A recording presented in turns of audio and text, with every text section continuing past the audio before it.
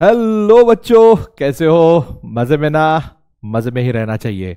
I am Sushant, your physics teacher. I welcome you all on this India's amazing educational platform that is physics वाला. कसे काय मंडळी? मजेत ना? हा, अभ्यास जोरात ना? आणि हेल्थ एकदम ठाण?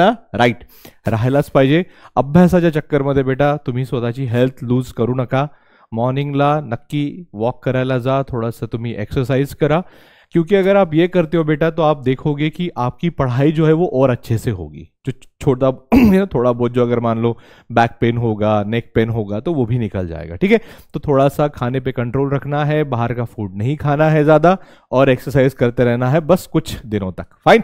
चलो, एकलव्य 2.0 इस सीरीज में मैं आपके सामने एक नया चैप्टर लेके आया हूं जिसका नाम है सुपर पोजिशन ऑफ वेव्स. वैसे देखा जाए तो बड़ा ही इजी चैप्टर है, इसमें एज सच कुछ है नहीं, बट स्टिल आपको ये चैप्टर जो है बहुत इंपॉर्टेंट है. कुछ है नहीं लेकिन इंपॉर्टेंट है. क्यों? क्योंकि चैप्टर बड़ा ही इजी है. आप देखोगे बहुत जल्दी खत्म हो जाएगा चैप्टर. बहुत इजी है चैप्टर. इसमें बस अगर आपने एक डेरिवेशन कर लिया, कौन सा? रिजल्टेंट एम्पलीट्यूड वाला, कि जब दो वेव इंटरफेयर होती है उसके रिजल्टेंट एम्पलीट्यूड का अगर आपने इक्वेशन कर लिया तो आपका सुपरपोजिशन ऑफ वेव्स और बीट्स ये दोनों भी इक्वेशंस जो है वो क्लियर हो जाता है. फाइन, चलो लेट्स स्टार्ट. ज्यादा टाइम इसमें हम वेस्ट नहीं करेंगे. तो इसमें क्या देखेंगे बेटा? हम इंट्रोडक्शन देखेंगे, थोड़ा सा प्रोग्रेसिव वेव के बारे में जानेंगे. प्रॉपर्टीज ऑफ प्रोग्रेसिव वेव ये बड़ा इंपॉर्टेंट है. ठीक है, प्रॉपर्टीज ऑफ प्रोग्रेसिव वेव इसलिए इंपॉर्टेंट है क्योंकि डायरेक्टली क्वेश्चन आता है बोर्ड में कि इसकी प्रॉपर्टीज बताओ.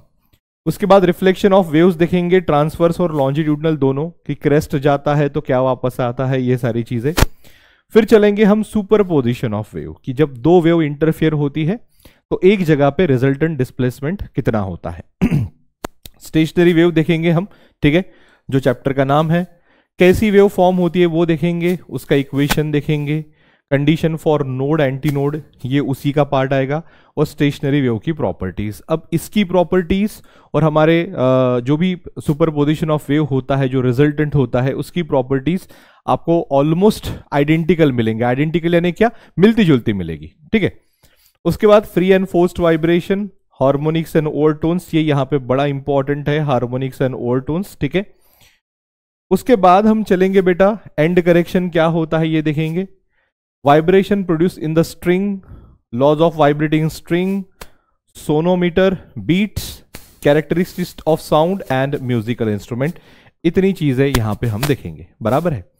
अब बात करते हैं इंट्रोडक्शन की. इंट्रोडक्शन में आपको इतना पता होना चाहिए कि what is wave. It is nothing but the disturbance travel in the medium, that is called as wave.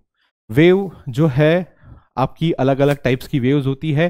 Transverse wave होती है, लॉन्जिट्यूडनल वेव होती है ना, मैकेनिकल होती है, नॉन मैकेनिकल होती है. ये बेसिक जो चीजें हैं आपकी 11th में ऑलरेडी हो चुकी है. ठीक है, उसका ज्यादा यहाँ पे आपको कोई यूज भी नहीं होने वाला. So what is progressive wave? तो ऐसी वेव बेटा जो हमेशा सामने चलती रहे विदाउट एनी डैम्पिंग. डैम्पिंग बोले तो क्या? उसके एम्पलीट्यूड में कोई चेंज नहीं होगा, बस वो चलते रहेगी चलते रहेगी चलती रहेगी. ऐसे वेव को हम बोलेंगे प्रोग्रेसिव वेव. क्यों बोलेंगे? क्योंकि प्रोग्रेस होते जा रही है वो सामने सामने. बराबर. देखो, a wave in which the disturbance produce in the medium travel in a given direction continuously without any damping and obstruction from one particle to another is a progressive wave. यानी अगर मान लो ये आपका है ना, ये सपोज करो ये आपके मीडियम के पार्टिकल्स है, और जो इस लाइन के जो है वो आजू बाजू क्या कर रहे हैं बेटा? हमारा ऑसिलेशंस कर रहे हैं मीडियम के पार्टिकल्स, है ना. तो ये जो भी मैं आपको डॉट्स यहाँ पे बना के दे रहा हूँ, सपोज करो ये डॉट हो गया, ये डॉट्स, ये डॉट्स, ये जो डॉट्स है ये क्या कर रहे हैं बेटा? ऑसिलेशन परफॉर्म कर रहे हैं. बराबर है. ऑसिलेशन ये हमारा चैप्टर हो गया. बेसिकली देखो, ऑसिलेशन में हमने कंपोजिशन ऑफ एसएचएम देखा, तो बेसिकली अगर आपने वो भी अच्छे से कर लिया तो ये पूरा चैप्टर ही आपका है, कुछ है नहीं इसमें. ठीक है. सो सीधी सी बात है, ऐसी वेव या फिर ऐसा डिस्टर्बेंस जो सामने चलता ही रहे, उसके पार्टिकल ऑसिलेशन परफॉर्म करते ही रहे विदाउट एनी डैम्पिंग, जैसे हमने डैम्पिंग ऑसिलेशन देखा था. बराबर है. वैसा डैम्प ना हो, इसे वेव को बोलेंगे हम प्रोग्रेसिव वेव. उसकी प्रॉपर्टीज क्या होती है? Properties of progressive wave 1 by 1 बड़ा ही सिंपल है. पूरे के पूरे जैसे के वैसे आपको लर्न करना है. ठीक है, जसंच्या तसे तुम्हाला लर्न करायचं. पहिला प्रॉपर्टी बघा, each particle in the medium execute the same type of vibration. Particle vibrate about their mean position performing simple harmonic motion. जेही मीडियमचे पार्टिकल्स आहेत ते काय परफॉर्म करणार आहे, सिंपल हार्मोनिक मोशन, है ना. काय परफॉर्म करणार आहेत, सिंपल हार्मोनिक मोशन म्हणजे SHM. म्हणण्याचा अर्थ काय की ते काय परफॉर्म करतील बेटा, SHM परफॉर्म करतील. बराबर आहे, सिंपल हार्मोनिक मोशन. त्यानंतर all vibrating particles of the medium have same amplitude, ठीक आहे, सेम पिरियड, ओके. आणि त्यानंतर फ्रिक्वेन्सी, सगळ्याच पार्टिकलची फ्रिक्वेन्सी कुठल्या मीडियमच्या, त्यांची फ्रिक्वेन्सी, त्याचा एम्प्लीट्यूड, त्याचा टाइम पीरियड कसं राहणार आहे, सेम. यानी ये देखो, ये जो मैंने आपको वेव बताई, तो इसमें जितने भी मैंने पार्टिकल्स बताए तो सबका टाइम पीरियड, सबका फ्रीक्वेंसी, सबका एम्पलीट्यूड कैसा रहेगा बेटा, यहाँ पे सेम रहेगा. The phase changes from one particle to another, phase change होता है बेटा, है ना, फेस चेंज. यानी जो भी पार्टिकल्स होंगे आजू बाजू के वो अलग अलग फेज में होंगे. कैसे, ये देखो मैं आपको बताता हूं. अब देखो ये वाला जो पार्टिकल है ये यहां पे है, लेकिन ये वाला जो पार्टिकल है वो वही मीन पोजीशन पे है. तो इसका मतलब ये जो है ये एक्सट्रीम पोजीशन पे है, ये जो है ये मीन पोजीशन पे है. बोलने का मतलब ये है कि दोनों में फेज तो है ही है. क्यों, क्योंकि यहां पे जब पार्टिकल है तो मान लो 0 है, यहां पे जो है तो कितना रहता है, 9π/2 होता है ना. याद करो हमने जब SHM पढ़ा था, अगर आपको याद आ रहा है तो ऐसा एक लाइन हमने निकाला था. This is what your mean position, okay, and this is what your extreme position, है ना. ये जो है ये क्या है, आपके एक्सट्रीम पोजीशन से, बराबर है. तो जब पार्टिकल स्टार्ट होता है तो 0 इधर चलता है, फेज अगर यहां से होता है तो π/2. अगर इधर ये डायरेक्शन में जा रहा होगा तो पाई होगा, यहां पे आएगा तो मान लो 3π/2 होगा, है ना. दिस इज व्हाट योर 3π/2 होगा. और जब यहां पे आ जाता है तो वो हो जाता है 2π, है ना. तो उसी तरीके से हमको पता है कि जब पार्टिकल यहां से ऊपर जाएगा तो उसका फेज अलग, नीचे आएगा तो फेज अलग. तो अलग अलग पार्टिकल्स अलग अलग फेज में रहेंगे. उसके बाद no particles remains permanently at rest, सभी पार्टिकल SHM परफॉर्म करेंगे, वो मीन पोजीशन से गुजरेंगे लेकिन कोई भी रेस्ट में नहीं रहेगा, है ना. नो रेस्ट, मैं यहां पे कर देता हूं क्या, no rest. Each particles comes to rest momentarily while at extreme positions of the vibration, जब वो एक्सट्रीम पोजिशन पे रहेंगे तभी रेस्ट पे आएंगे, एल्स वो नहीं रहेंगे. The particles attains maximum velocity when they pass through the mean position. देखो ये सारी जो प्रॉपर्टीज है वो हमारे सुपर पोजिशन ऑफ वेव्स की है. आपको पता है, सॉरी ऑसिलेशन की है. आपको पता है जब कोई भी एक पार्टिकल ऑसिलेशन परफॉर्म करता है तो जब वो एक्सट्रीम पोजीशन पे होता है तब उसका वेलोसिटी 0 होता है, और जब वो मीन पोजीशन पे होता है तब उसका वेलोसिटी होता है मैक्सिमम. समझ में आ गया. उसके बाद during the propagation of wave energy is transferred along the wave, there is no transfer of matter, है ना. एनर्जी इज ट्रांसफर्ड, कभी भी ध्यान में रखना, जब वेव पास होती है तो एनर्जी ट्रांसफर होती है, मैटर नहीं, है ना, मैटर नहीं. उसके बाद the wave propagates through the medium with a certain velocity, this velocity depends on the properties of the medium, है ना. वेलोसिटी जो होती है वेव की, it depends upon what, the properties of the medium, यानी मीडियम कैसा है ना, उसका ह्यूमिडिटी कैसा है, या फिर उसका क्या बोलूँगा मैं, डाइलेक्ट्रिक कांस्टेंट कैसा है, उसका परमिएबिलिटी कैसी है, ये सारी चीज़ों पे डिपेंड होता है. प्रोग्रेसिव वेव दो टाइप की है, as usual transverse wave and longitudinal wave, दो टाइप, 2 टाइप्स, बराबर. अब ये तो आपको डेफिनेशन पता है क्या. In transverse wave vibrations are perpendicular to the direction of the propagation of wave and produce crest and trough and in their medium of travel. And in the longitudinal wave, vibrations of the particle produce compression and rarefaction along the direction of the propagation of the wave. यानी transverse wave जो है वो wave, उसके जो particles of the medium है वो perpendicular to the direction of the wave vibrate होती है, और जो लॉन्जिट्यूडनल होती है that is parallel to the direction of the wave होती है, बराबर है. तो मैं यहां पे लिख दूं कि जो भी हमारी ट्रांसवर्स वेव है बेटा, जो भी हमारी ट्रांसवर्स वेव है, it produce what, crest, trough and vibrates perpendicular to the direction of the wave. उसी के जैसा अगर मैं longitudinal wave की बात करूं तो vibrations of the particles क्या प्रोड्यूस करते हैं, compression और rarefaction, और along the direction, है ना, along the direction यानी क्या, parallel. ये बात ध्यान में रखना. Both the transverse as well as longitudinal mechanical waves can propagate through solid, but only longitudinal waves can propagate through fluids. है ना, कौन किससे पास होता है ये आपको दिया गया है कि जो भी आपकी ट्रांसवर्स और लॉन्जिट्यूडनल वेव है ना, वो प्रोपोगेट होंगी सॉलिड से, लेकिन फ्लूइड से कौन सी होती है बेटा, आपकी लॉन्जिट्यूडनल होती है। ये बात हम ध्यान में रखना। तो इतनी जो प्रॉपर्टीज आपको दी गई है, ये प्रॉपर्टीज बड़ी ही इंपॉर्टेंट प्रॉपर्टीज है from board point of view. हर एक प्रॉपर्टी को अच्छे से लर्न करो। ऐसा नहीं है कि पूरी की पूरी लिखने के लिए बोलते हैं right any 4, right any 5, right any 6, ऐसे आपको आते हैं बेटा, ठीक है। चलो बाद में चलेंगे रिफ्लेक्शन ऑफ द वेव्स, यानी जब वेव एक मीडियम से दूसरे मीडियम में जाने की कोशिश करती है तब वो रिफ्लेक्ट हो सकती है। जैसे फॉर एग्जांपल यूजुअली रेयरर से जब डेंसर जाती है या फिर डेंसर से जब रेयरर जाती है तो रिफ्लेक्शन होता है, ये बात ध्यान में रखना। तो यहां पे हम देखेंगे रिफ्लेक्शन ऑफ ट्रांसवर्स वेव। देखो क्या हो रहा है यहां पे, जब एक वेव है ना, ट्रांसवर्स वेव है ना, कहां से कहां जा रही है, ये आपका ये कौन सा है, आपका रेयरर मीडियम और ये है आपका डेंसर मीडियम। यानी ये कहां जा रही है बेटा, एयर से, है ना, या फिर मैं बात कर सकता हूं सीधा, मैं यहां पे लिख देता हूं रेयरर, है ना, रेयरर, और ये वाला जो है ये है डेंसर,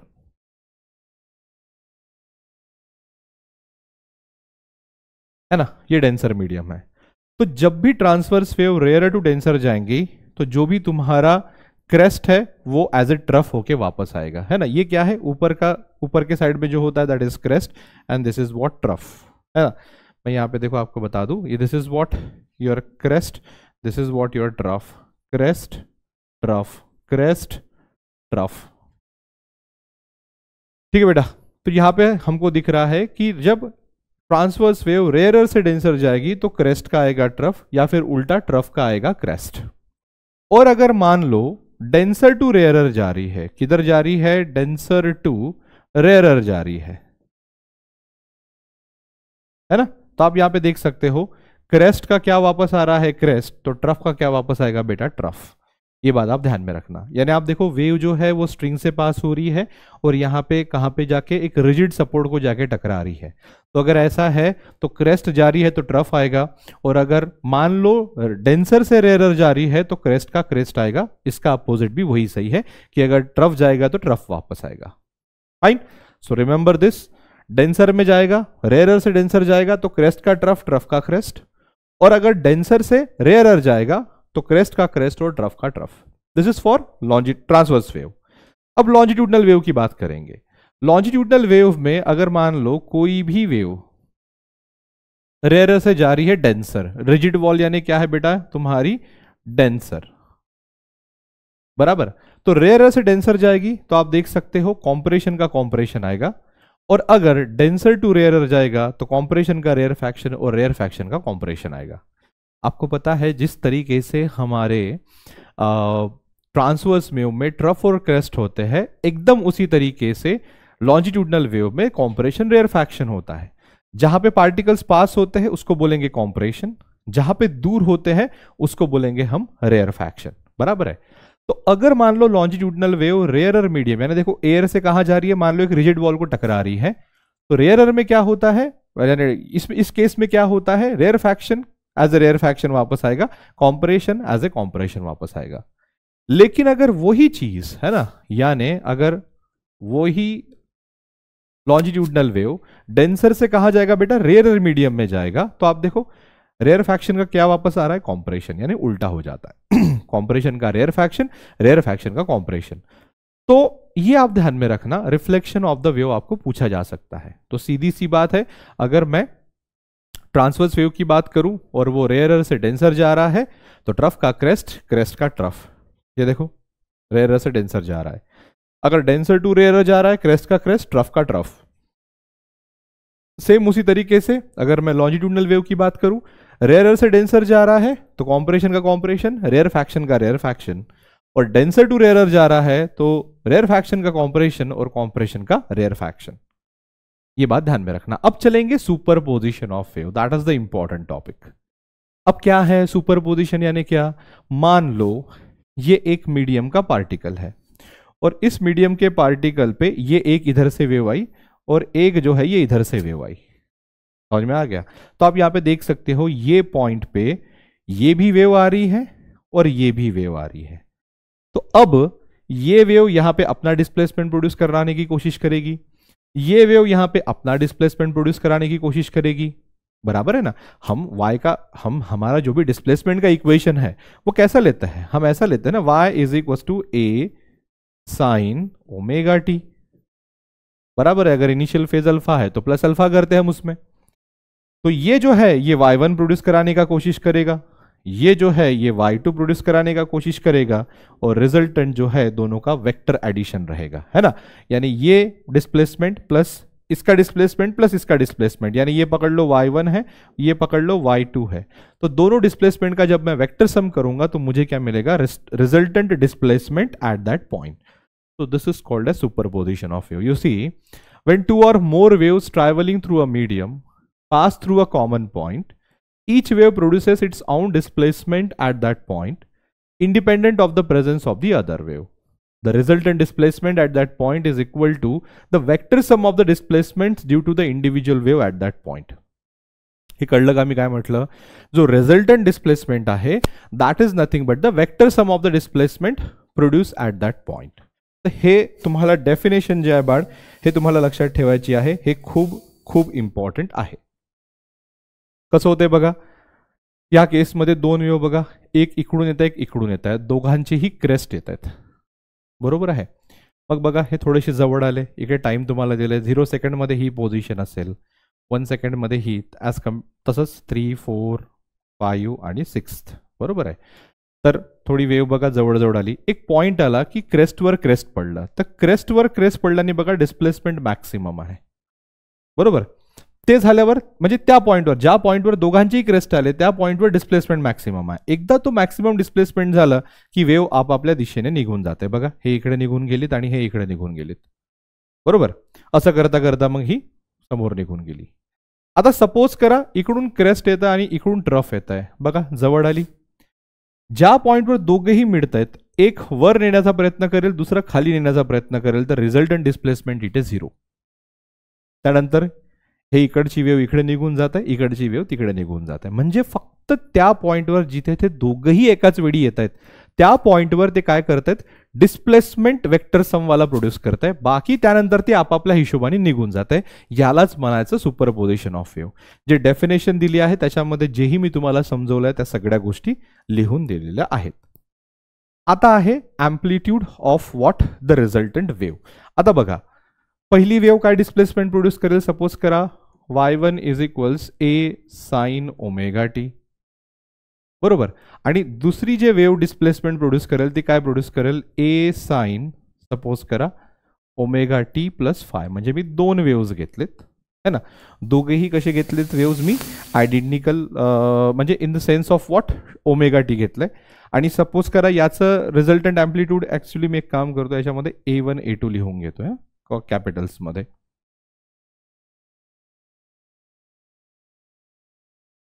है ना? दोन वेगवेगळ्या आपल्या काय आहेत बेटा? वेव्स आहेत. ते डिस्प्लेसमेंट y1 आणि y2 प्रोड्यूस करत आहेत. याचा अँप्लिट्यूड A1 आहे, याचा A2 आहे, आणि दोघांमध्ये फेज डिफरन्स किती आहे? फाय. मग रिझल्टंट डिस्प्लेसमेंट किती? तर y1 प्लस y2, है ना? जेही माझं आहे रिझल्टंट डिस्प्लेसमेंट ते असं राहील. So therefore y is equals to काय येणार? A1 sine omega T, okay, plus A2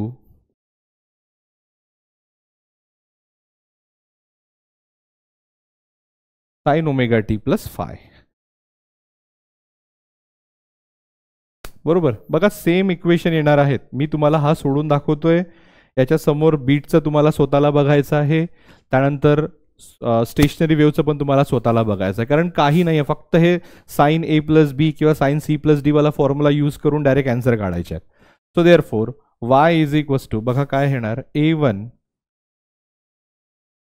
sine omega T plus sine A plus बीचा फॉर्म्युला काय येतो? Sine A cos B plus cos A sine B. मी इथे A2 कॉमन काढतोय, in bracket sine A, okay, cos B plus cos A sine B असं तुमचं तिथे काय येणार आहे, एक्सप्रेशन येणार आहे. है ना, तुम्हाला दिसतंय का बरोबर? Okay fine. ठीक आहे.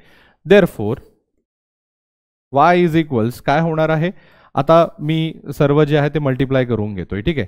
So A one sine omega T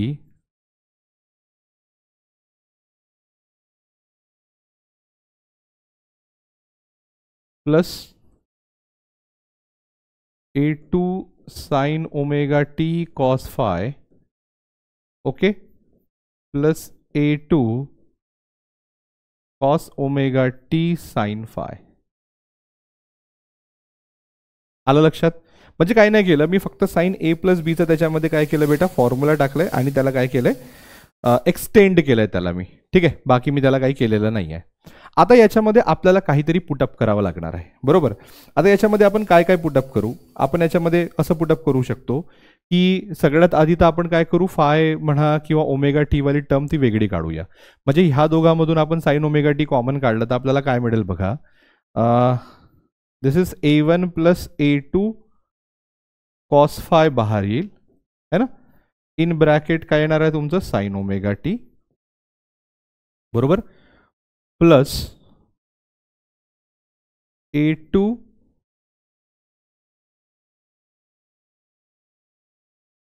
sine फाय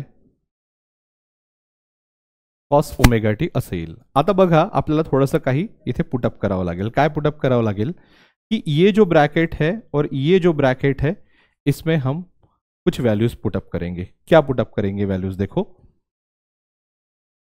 कि जो हमारा पुट मैं यहां पे लिख देता हूं A1 प्लस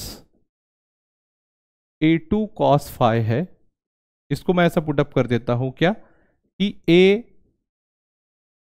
कॉस थीटा और जो हमारा A2 साइन फाई है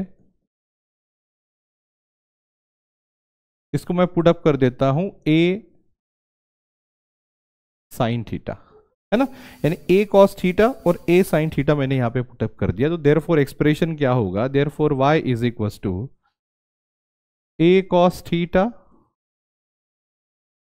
sign omega T plus A sine theta cos omega t. अब यहां से अगर मैं A कॉमन निकालता हूं तो आपको ये समझ में आता है कि ये जो एक्सप्रेशन है तो ये आता है sign omega T plus theta का.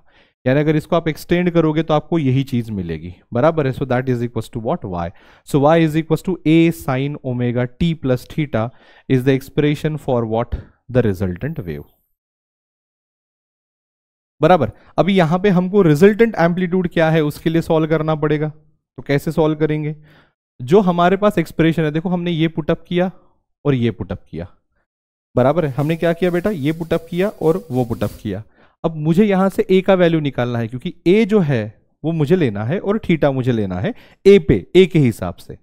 तो कैसे करूंगा मैं, सपोज करो इसको मैंने इक्वेशन 1 दे दिया और इसको मैंने इक्वेशन 2 दे दिया, है ना. तो मैं यहां पे लिख दूं स्क्वेयरिंग एंड एडिंग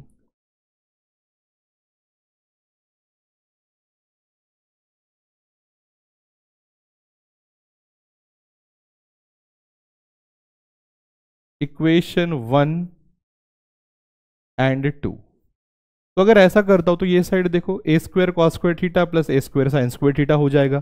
तो वहां से ए स्क्वायर में कॉमन निकाल लूं तो ब्रैकेट में क्या मिलता है, sine square theta plus cos square theta, तो वो हो जाता है 1. That will be is equal to, अब ये साइड स्क्वायर करके ऐड करूंगा मैं तो क्या आ जाएगा, A2 स्क्वायर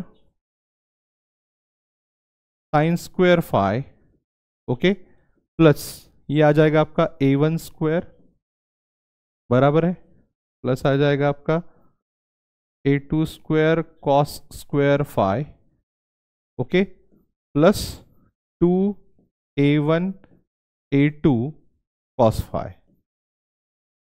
अब यहां से देखो A2 square cos square phi, A2 square sine square phi में से A2 स्क्वायर में कॉमन निकालता हूं तो sine square phi plus cos square phi 1 हो जाता है. तो मुझे रिजल्टेंट एक्सप्रेशन क्या मिलता है, A square is equal to, ये मुझे मिल जाता है A1 square plus A2 square plus twice A1 A2 cos phi, बराबर। तो जो भी मेरा एम्पलीट्यूड है a, उसका फॉर्मूला मिलता है under root of a1 square plus a2 square plus twice a1 a2 cos phi, बराबर। तो ये एक्सप्रेशन किसका है बेटा? ये एक्सप्रेशन है हमारे रिजल्टेंट एम्पलीट्यूड का। किसका एक्सप्रेशन है? रिजल्टेंट एम्पलीट्यूड का। अब देखो यहां पे मुझे a1 पता है, a2 पता है ना, phi भी मुझे पता है, क्योंकि जब मैंने शुरुआत की थी तो यहां पे मैंने phi लिया था, तो phi मुझे पता रहता है, बराबर है। अब बात करेगी थीटा की, तो थीटा कैसे निकालेंगे, है ना। ये हो गया फॉर रिजल्टेंट एम्पलीट्यूड। और फेज, फेज के लिए आप यहां पे देख सकते हो कि जैसा ये है और ये है, इसको मैं क्या कर सकता हूं बेटा? डिवाइड कर सकता हूं, बराबर है। और डिवाइड से मुझे क्या मिल जाता है? सारे के सारा, यानी फाई भी मुझे मिल जाता है यहां पे। जैसे फॉर एग्जांपल मुझे थीटा निकालना है, तो मैं क्या करूंगा? 2 डिवाइडेड बाय 1 करूंगा। मैं यहां पे लिख दूं for theta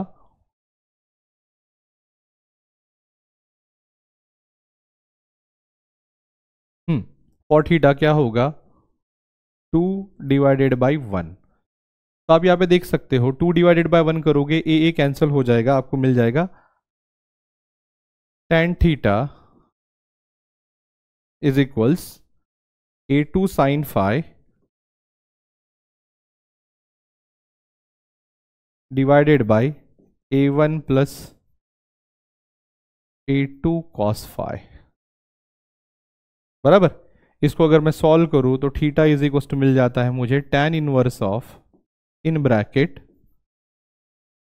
a2 sine phi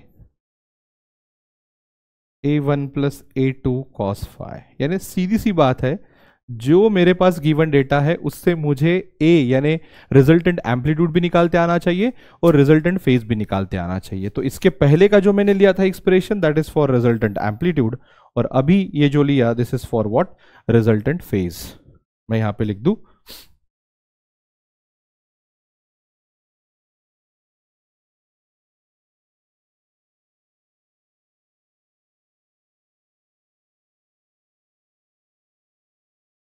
resultant amplitude, okay, and this is what? Resultant phase. अब सेम चीज आपको कहां करना है? स्टेशनरी वेव में करना है और बीट्स में करना है। अगर आपने इसको अच्छे से कर लिया तो काम ही खत्म, कुछ बचता ही नहीं है। अब आप यहां पे देखो स्टेशनरी वेव्स क्या होती है। स्टेशनरी वेव बेटा, जब दो वेव है ना, आइडेंटिकल वेव एक सेम लाइन पे ट्रैवल हो रही होती है, आइडेंटिकल वेव है, बराबर, आइडेंटिकल वेव, लेकिन अपोजिट डायरेक्शन में। यानी एक ऐसी वेव है जो ये डायरेक्शन में ट्रैवल हो रही, दूसरी जो है वो ये डायरेक्शन में ट्रैवल हो रही, बाकी उसका एम्पलीट्यूड, उसका पीरियड, उसका फ्रीक्वेंसी सब सेम, बराबर। तो अगर ऐसी वेव है तो मान लो ये शुरुआत की वेव है और ये जो है उधर से आने वाली वेव है, तो ये दोनों क्या होते हैं बेटा? इंटरफेयर होते हैं और क्या बनाते हैं? एक स्टेशनरी वेव बनाती है, जो हमको लगता है कि उसी जगह वो रुकी हुई है। जैसे फॉर एग्जांपल मैं आपको करके बताता हूं, एक सेकेंड बेटा।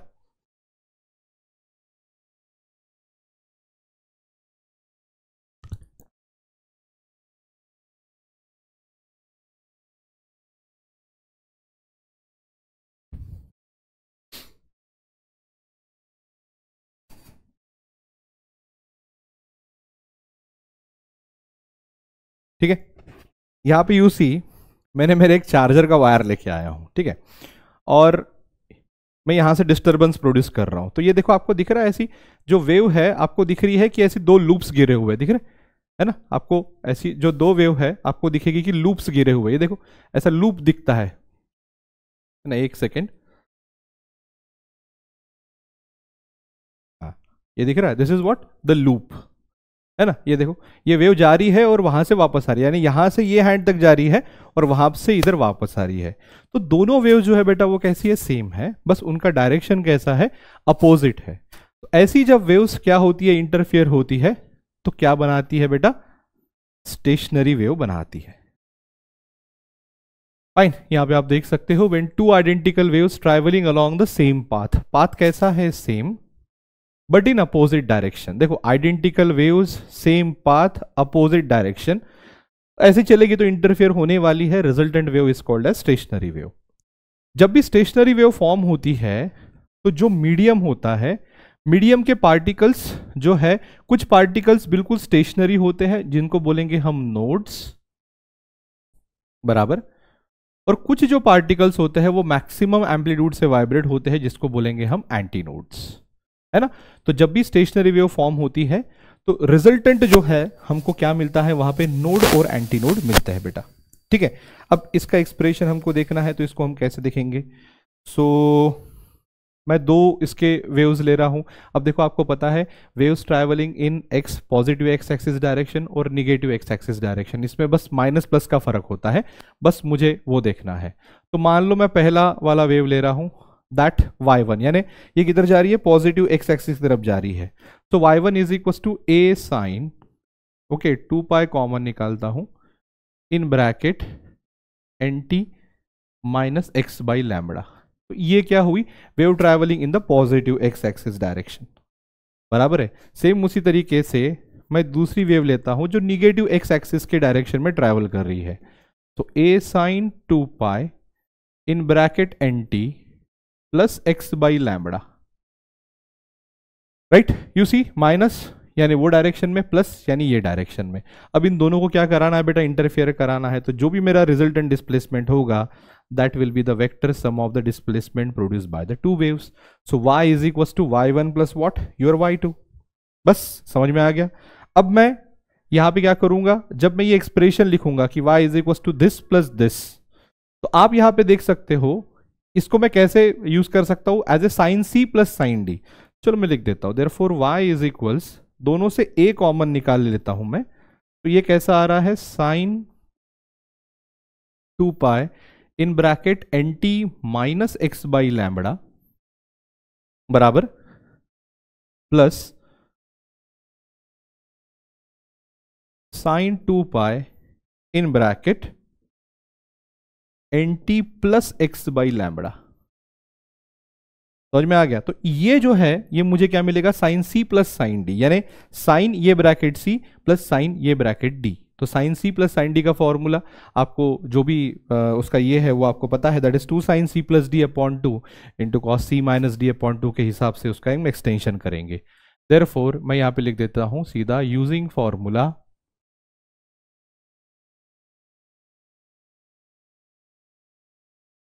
Sign c plus sine d, okay, that is equals 2 sine c plus D upon 2 into cos c minus D upon 2, है ना।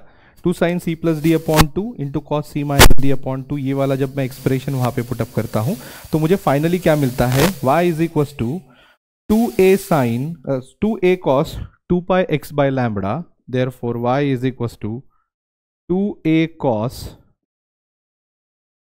2 पाई एक्स बाई लैम्बडा, ये ब्रैकेट में आ रहा है इसके, ठीक है, into sine 2 pi n t. ऐसा मुझे फाइनली मिलता है और आपको भी ऐसे ही सॉल्व करना है क्योंकि हमारे टेक्स्ट बुक में भी ऐसा ही दिया है। Don't go for solving this, it will take too much time, बराबर है। तो सामने चलेंगे, इसको हम और सॉल्व करेंगे।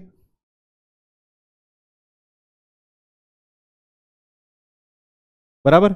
सो अब यहां पे आप देख सकते हो कि ये वाला जो पार्ट है इसको हम रिजल्टेंट एम्पलीट्यूड करके इमेजिन कर सकते हैं, है ना। तो मैं ऐसा लिख दूं, इतने पार्ट को मैं आर पुटअप कर रहा हूं, तो therefore y is equal to r sine 2 pi n t, 2 pi यानी ओमेगा होता है, that is omega t. So this is the expression for what, the resultant displacement. अब यहां पे देखो जो r है उसको मैंने लिया 2a cos 2 pi x by lambda मैंने लिया, बराबर है। तो कहां मैक्सिमम एम्पलीट्यूड होगा, मैं यहां पे लिख देता हूं for anti node, anti node यानी जहां पे मैक्सिमम एम्पलीट्यूड होगा। तो फॉर एंटी नोड क्या होगा, r is equal to plus minus 2a आएगा, बराबर। तो मैं इक्वेट करूंगा, therefore plus minus 2a equal to 2a cos 2πx/λ। Now this 2a cancel, यहाँ पे 1 मिल जाता है। कॉस इनवर्स ऑफ 1 ले लेता हूँ, तो आप कॉस इनवर्स ऑफ 1 कहाँ कहाँ मिलता है, 0, पाई, 2π लाइक दैट, बराबर है। Therefore cos 2πx/λ is equal, sorry cos निकल गया ना,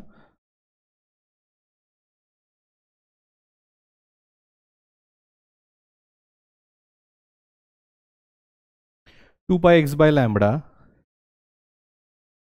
इज इक्वल टू, मुझे यहाँ पे क्या मिलेगा, 2πx/λ इज इक्वल टू मुझे मिलेगा 0, पाई, 2π लाइक दैट, बराबर। अब देखो यहाँ पे पाई पाई तो सभी कैंसिल हो जाता है, सो 2x/λ इज इक्वल टू 0, 1, 2 हो जाता है ना। मैं यहाँ पे लिख दूँ therefore 2x/λ is equal to 0, 1, 2 like that, बराबर है। अब therefore x is equal to क्या हो जाएगा, 0, ये लैम्बडा डिवाइडेड बाई 2, ये चलेगा लैम्बडा, है ना, ये लैम्बडा इधर जाएगा, 2 डिवाइडेड में आएगा हर एक टर्म में। सो जहां जहां x is equal to 0, lambda by 2, lambda ऐसी वैल्यू है, वहां पे मुझे क्या मिलेगा बेटा, एंटी नोड मिलेगा। क्या मिलेगा मुझे वहां पे, एंटी नोड मिलेगा। So x is equal to मैं कैसा पुटअप कर सकता हूं, therefore x is equal to, एक अगर मुझे यहाँ पे कंबाइन फॉर्मूला लेना है तो मैं वो क्या करूंगा, lambda p by 2, lambda p by 2, where p is equals कहाँ से आएगा, 0, 1, 2 लाइक दैट।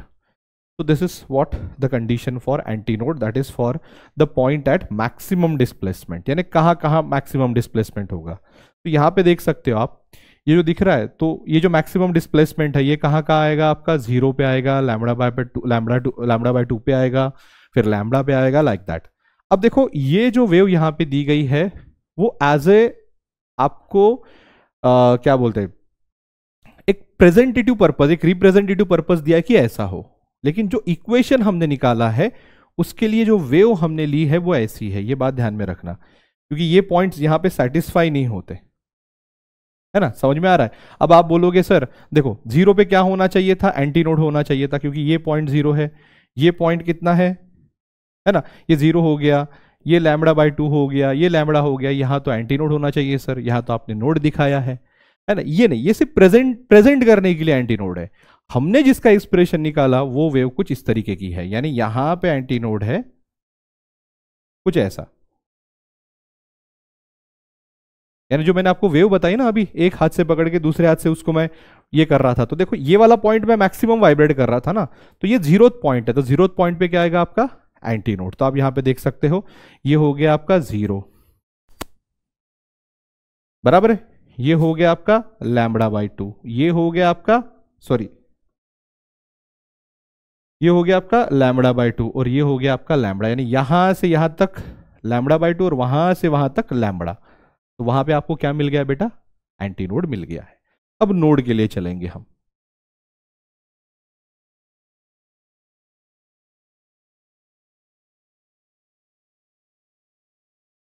फॉर नोड यानी पॉइंट्स ऑफ 0 डिस्प्लेसमेंट, यहां पे आपको कोई भी डिस्प्लेसमेंट नहीं मिलेगा, तो उसके लिए क्या होगा, r should be is equal to 0, तो r कितना है, 2a cos 2πx/λ should be 0। अब 2a डिवाइड 0 को डिवाइडेड बाय 2a करो, 0 मिलेगा, और cos इनवर्स ऑफ 0 करो तो आपको क्या मिलेगा, 2πx/λ, तो 0 कहाँ कहाँ मिलता है, π/2 पे मिलता है, देन 3π/2 पे मिलता है, देन 5π/2 पे मिलता है, ये सारी चीजें,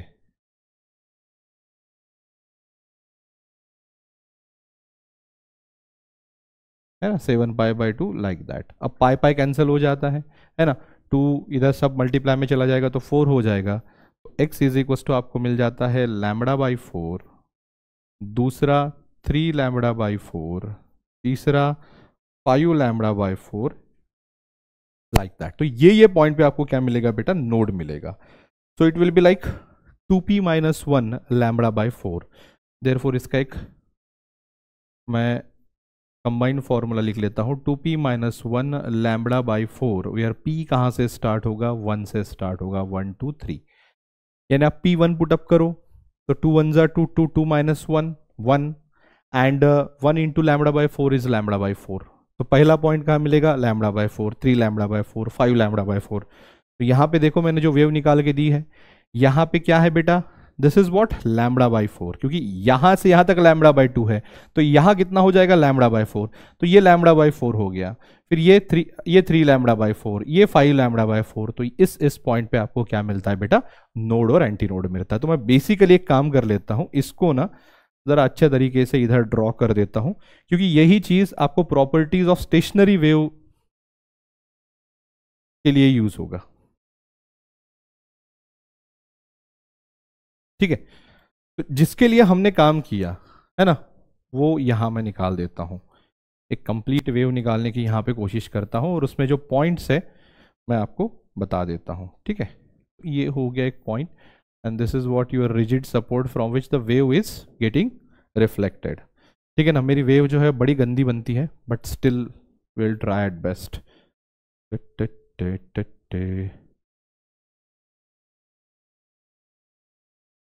ठीक है,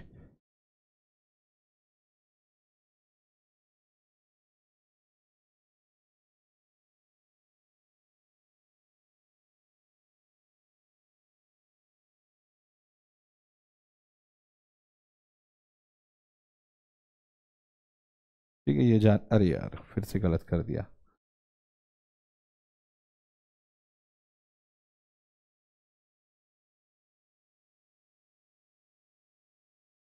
हाँ, है ना, जाने वाली वेव और उधर से रिफ्लेक्ट होके आने वाली wave.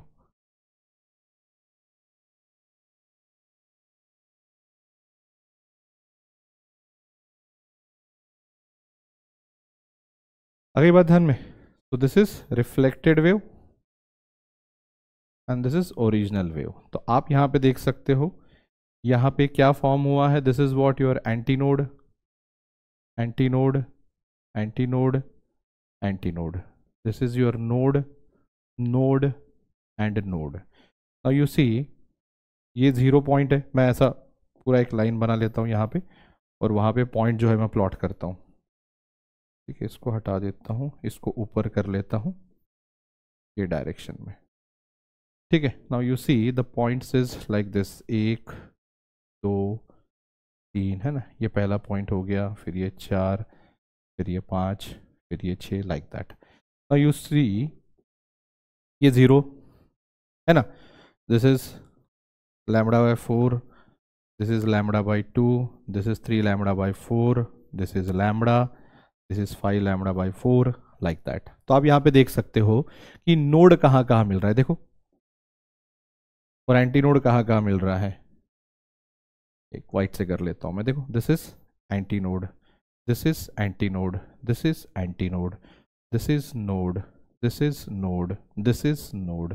Now see 0 lambda by 2 lambda anti node, then you have lambda by 4, 3 lambda by 4, 5 lambda by 4, node. तो ये बात आप थोड़ी सी ध्यान में रखना कि हमने जो वेव यहाँ पे इमेजिन की है वो यहाँ से यहाँ, यानी 0 पे क्या दे रही है बेटा, वो एंटी नोड दे रही है, और सामने जो है वो नोड दे रही है। That's it, fine. Properties of stationary wave में आपको यही देखना है कि मैं यहाँ पे अभी अलग से लूंगा नहीं उसको, आपको बस इतना देखना है कि क्या होता है जहां पे मैक्सिमम डिस्प्लेसमेंट एंटी नोड, जहां पे कम होगा node. Distance between two successive antinode is lambda by 2, and distance between two successive, देखो एंटीनोड और नोड दोनों के बीच में लैम्बडा बाय 2 का ही डिफरेंस है, क्योंकि आप दिस माइनस दिस करोगे तो आपको अगेन लैम्बडा बाय 2 मिलेगा। तो distance between two successive antinode और two successive node is lambda by 2, लेकिन अगर डिस्टेंस बिटवीन सक्सेसिव नोड और एंटीनोड निकालोगे तो this is what, lambda by 4। ये कुछ इंपॉर्टेंट प्रॉपर्टीज है, आप थोड़ा सा इसको देख लेना। ठीक है, मैं इसको इंपॉर्टेंट प्रॉपर्टीज को मैं रेफर जो है टेक्स्ट बुक करता हूं, सेम है, कुछ नहीं है, है ना। यहां पे कुछ ऐसे पॉइंट्स होंगे जहां पे हमेशा डिस्प्लेसमेंट कितना रहेगा, 0। उसके बाद हर एक लूप के जो भी पार्टिकल्स होते हैं वो एक फेज में होते हैं। जैसे फॉर एग्जांपल ये लूप के पार्टिकल्स ऊपर की डायरेक्शन में वाइब्रेट हो रहे होंगे पूरे के पूरे, तो ये लूप के पार्टिकल्स नीचे की डायरेक्शन में वाइब्रेट होता है। तो अपने अपने लूप में सब हर पार्टिकल का फेज कैसा होता है, सेम, लेकिन अल्टरनेट लूप में, यानी ये लूप और दूसरे loop, this is out of phase. ये बात ध्यान में रखना। तो these are some of the important properties of the progressive wave. अब comparison of progressive and stationary wave दोनों मैंने यहां पे कर लिया है. So this will be what your homework, कि एक बार अच्छे से देखो, क्योंकि ये जो है ये बोर्ड में आपको अच्छे से आता है. ठीक है, बोर्ड में जो है ये काफी बार पूछा जाता है. कुछ नहीं, बस इतना ही ध्यान में रखना कि जैसा हमारा स्टेशनरी वेव है वहां पे कोई कहीं कहीं पॉइंट्स जो बिल्कुल स्टेशनरी होते हैं, ऐसा प्रोग्रेसिव वेव में नहीं होता. दूसरी बात, हर एक पार्टिकल अलग अलग फेज में होता है, जो कि हमारे स्टेशनरी वेव में नहीं होता. अलग अलग लूप के पार्टिकल्स अलग अलग फेज में होते हैं. तो इसी तरीके के कुछ दो चार पॉइंट्स है, उसको आप थोड़ा सा ध्यान में लेना है और क्लियर करना है. दोनों केस में जो स्टेशनरी वेव है उस केस में एनर्जी ट्रांसफर नहीं होती, ना ही मैटर होता है, क्योंकि वो स्टेशनरी वेव है.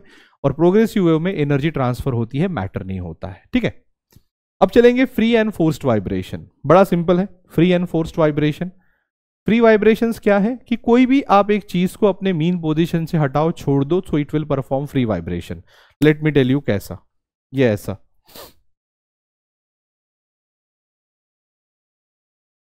है ना, मेरा जो चार्जर है वो बड़ी काम की चीज है ना, बड़ी ही काम की चीज है. ये देखो,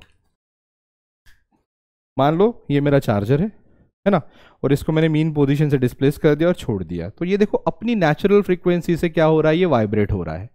मैं इसको कोई भी बाहर से फोर्स नहीं दे रहा हूं. So this vibration is called as free vibration. देखो, the body at first is given an initial displacement and the force is then withdrawn. The body starts vibrating and continues the motion on its own. No external force acts on the body further to keep it in motion. लेकिन forced vibration जो है वो ऐसा होता है कुछ कि, यानी मैंने क्या किया, शुरुआत में मैंने इसको डिस्प्लेस किया और उसको पीरियोडिक फोर्स दे रहा हूँ, यानी पहले ऐसा दिया फिर बाद में ऐसा, यानी जब भी अपने पोजीशन पे आ रहा है वापस से मैं इसको क्या दे रहा हूँ, फोर्स दे रहा हूँ. बराबर है. तो ये अपने नेचुरल फ्रीक्वेंसी से वाइब्रेट नहीं होगा, ये उस फ्रीक्वेंसी से वाइब्रेट होता है जो इसको दी जा रही है. देखो अभी ये दे रहा हूं, अभी देखो मैं थोड़ी सी और दे रहा हूं, ये देखो थोड़ी सी बढ़ा सकता हूं, कम भी कर सकता हूं कि भैया बस तू इतना ही कर, है ना. तो this is what the frequency of this body which is equal to the external frequency given. तो इथे बघा, इन फोर्स्ड वाइब्रेशन काय होतं बेटा, an external periodic force is applied on a body whose natural period is different from the period of the force. The body is made to vibrate with a frequency equal to that of the externally impressed force. सीधी सी बात है. Amplitude जो है वो भी depend रहेगा किसके ऊपर, जो दिया हुआ एम्पलीट्यूड है और जो उसका नेचुरल एम्पलीट्यूड है उसके ऊपर. अगर ये डिफरेंस कम होगा तो रिजल्टेंट एम्पलीट्यूड ज्यादा मिलेगा, और अगर सेम होगा तो समझ लो क्या आ गया, रेजोनेंस. यानी हमने सुपरपोजिशन ऑफ वेव में रेजोनेंस पढ़ा था, सेम यहां पे भी है कि जब भी किसी भी बॉडी को आपने ऐसी फ्रीक्वेंसी दी जो उसकी नेचुरल फ्रीक्वेंसी इतनी हो, so that body vibrates with the maximum amplitude and hence we can say the resonance occur. यहां पे दिया होगा देखो, it is termed as resonance, है ना. तो ये रेजोनेंस वाली चीज इंपॉर्टेंट है. अब हार्मोनिक्स और ओवरटोन ये जानने के लिए पहले हम इसके सामने का कुछ चीज पढ़ेंगे, ये भी एंड करेक्शन का भी, ठीक है. और फिर बाद में मैं हार्मोनिक्स, ओवरटोन और आपको एंड करेक्शन पे लेके आऊंगा. ठीक है, मैं 2 मिनट पानी पी रहा हूं बेटा.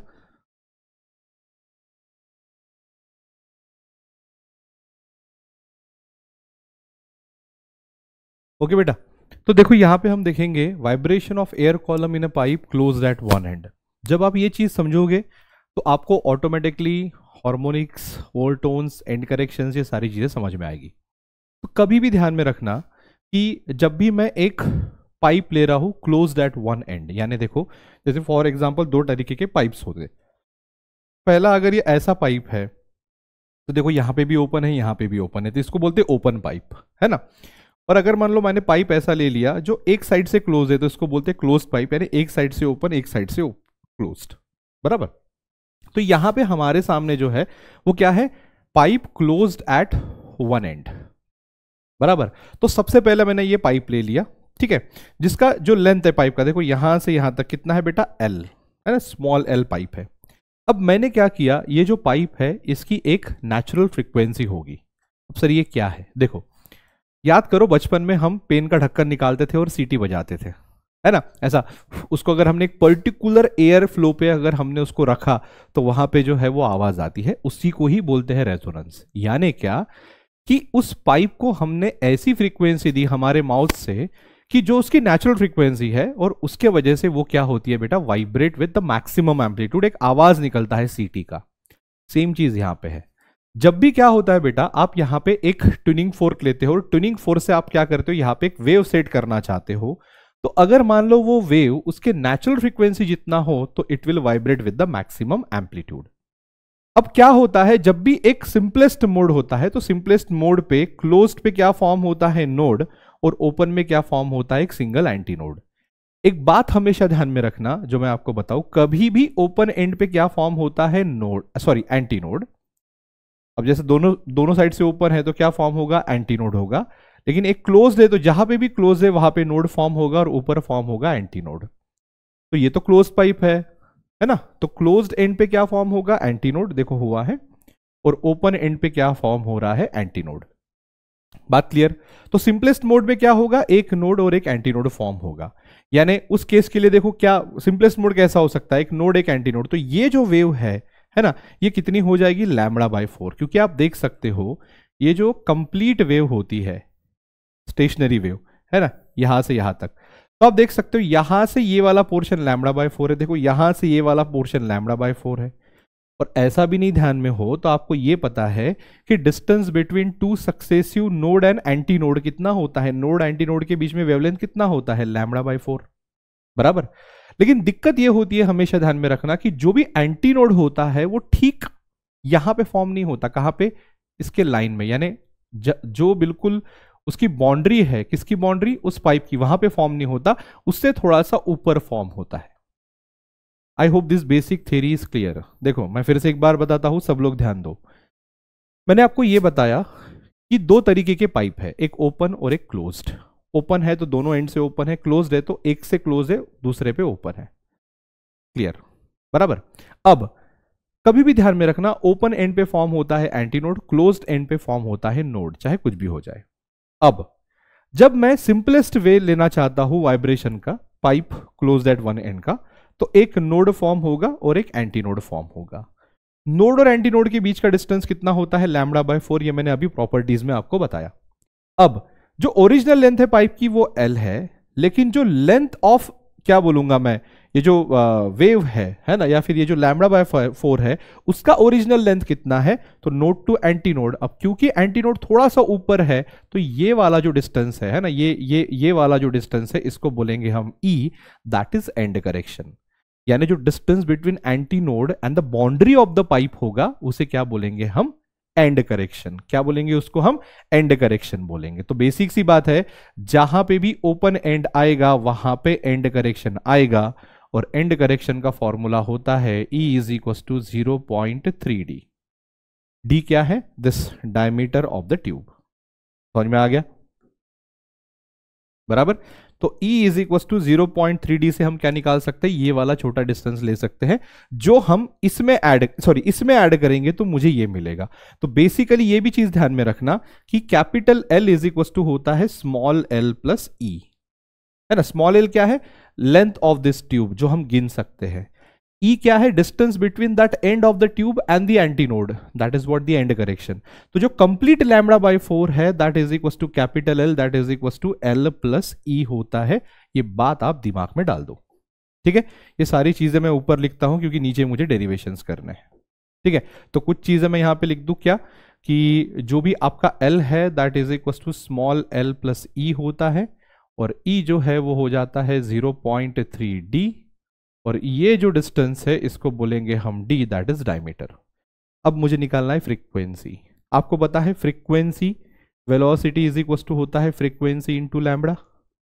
तो लैम्बडा फ्रीक्वेंसी हो जाएगी is equal to velocity by lambda. अब यहाँ पे देख सकते हो L इज इक्वल टू λ/4 है, तो लैम्बडा इज इक्वल टू क्या हो जाएगा, 4L हो जाएगा, बराबर है। सो मैं यहाँ पे लिख सकता हूं कि जो भी मेरी पहली फ्रीक्वेंसी है वो होती है V/4L। ये हो गई पहली फ्रीक्वेंसी, है ना। फंडामेंटल फ्रीक्वेंसी भी इसको बोलते हैं, बराबर। First mode, this is also called as what, first mode. मैं यहाँ पे लिख दूं दिस इज फर्स्ट मोड, बराबर। दिस इज सेकेंड मोड, बराबर, this is what second mode. बराबर, अब देखो यहां पे क्या हो रहा है, अब सीधी सी बात है, अभी कुछ नहीं, हमको जैसा हमने यहां पे लिया था बस वही वैल्यू यहां पे पुटअप करना है। अब फर्स्ट मोड है तो देखो यहां पे क्या होगा, नोड फॉर्म होगा एज यूजुअली और यहां पे एंटी नोड होगा। तो सेकंड मोड में मैक्स टू मैक्स क्या आ सकता है, एक एंटी नोड और एक नोड, क्योंकि देखो नोड एंटी नोड वाला तो ये पहला ही हो गया, इसके बाद का कौन सा स्टेप हो सकता है, यही हो सकता है, बीच का कोई स्टेप आ ही नहीं सकता जहां पे आपका नोड और यहां पे एंटी नोड सेटिस्फाई हो। तो यहां पे कैसा हो सकता है, 3/4 वेव आपकी फॉर्म होगी, देखो 3/4 लैम्बडा यहां पे फॉर्म हुई। तो यहां पे लैम्बडा 1 कितना होगा बेटा, लैम्बडा 1 हो जाएगा आपका 4L/3 हो जाता है। बराबर, तो वही है जो भी हमारी, अब देखो मैं डायरेक्टली ये फॉर्मूला लूंगा फ्रीक्वेंसी वाला। So frequency N1 is equal to क्या आ जाएगा, V/λ1। तो देयरफॉर जो नेक्स्ट फ्रीक्वेंसी है that is equal to what, 3V/4L, है ना। L का value L plus small e हर जगह रहेगा, आप E की जगह 0.3D लगा सकते हो। इन द सेम वे उसके नेक्स्ट मोड में देखो कंडीशन सेटिस्फाई, नोड और यहाँ पे एंटी नोड होना चाहिए, तो इसके बाद यही स्टेप आएगी। यहाँ पे आप देख सकते हो λ2 जो है वो आ जाता है आपका 4L/5। तो सीधा जो मेरा फ्रीक्वेंसी है नेक्स्ट वो कितना बन जाता है, V/λ2। तो N2 इज इक्वल टू यहाँ पे आएगा 5V/4L, राइट। तो ये पहली फ्रीक्वेंसी है ना, ये दूसरी फ्रीक्वेंसी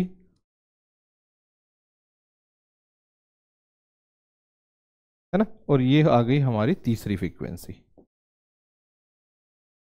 बराबर, सो यू सी पहली फ्रीक्वेंसी V/4L, दूसरी फ्रीक्वेंसी को हम बोलेंगे N1, that is 3V/5L, sorry 3V/4L, और तीसरी फ्रीक्वेंसी जिसको हम N2 बोलते हैं दैट इज 5V/4L। तो अब यहां पे देखो V/4L की जगह मैं N लिख सकता हूं, तो ये बन जाता है 3N और ये बन जाता है 5N।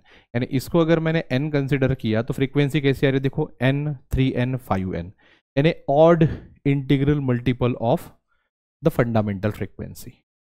समझ में आ गया।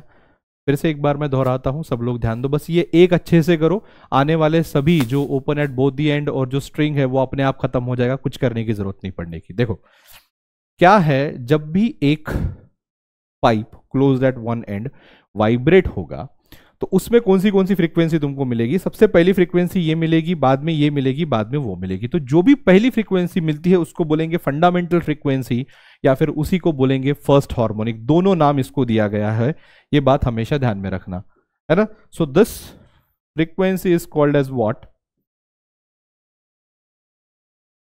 फंडामेंटल फ्रीक्वेंसी, है ना। और फंडामेंटल फ्रीक्वेंसी को ही बोलते हैं फर्स्ट हार्मोनिक।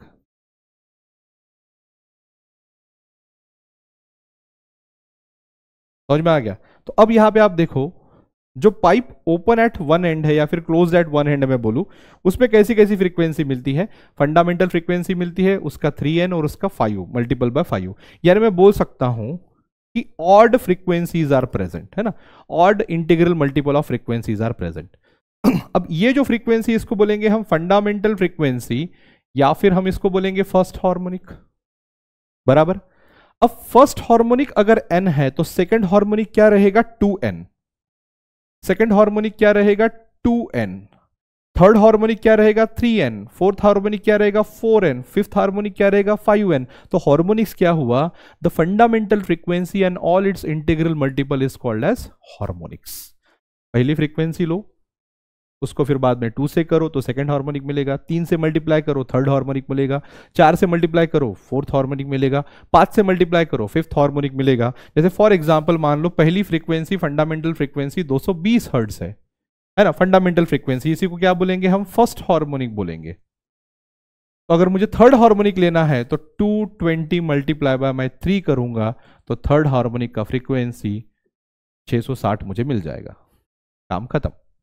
तो दिस इज योर हार्मोनिक्स। सामने मैं ओवरटोन्स भी बताऊंगा, ठीक है। तो मैं पहले हार्मोनिक्स की डेफिनेशन लिख दूं। हार्मोनिक्स क्या है बेटा?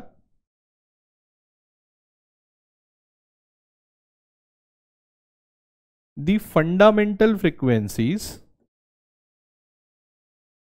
the fundamental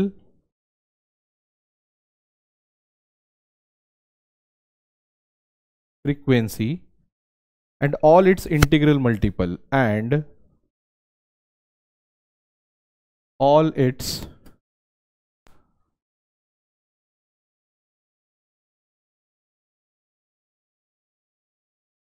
integral multiple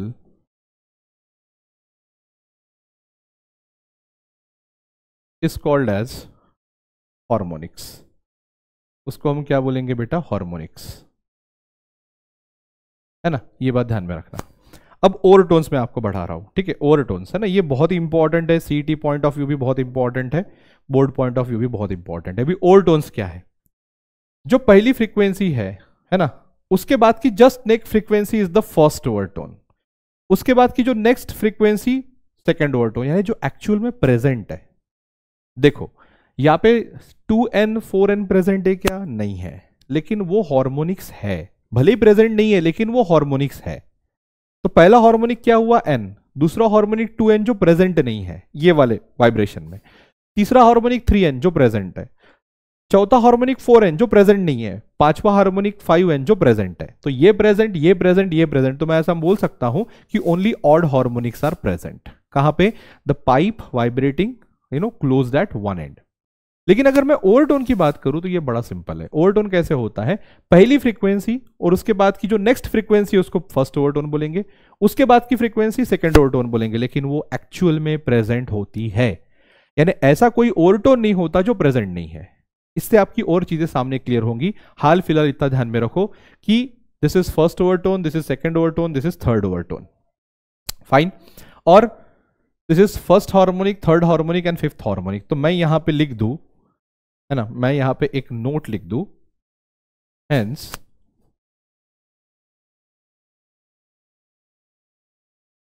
only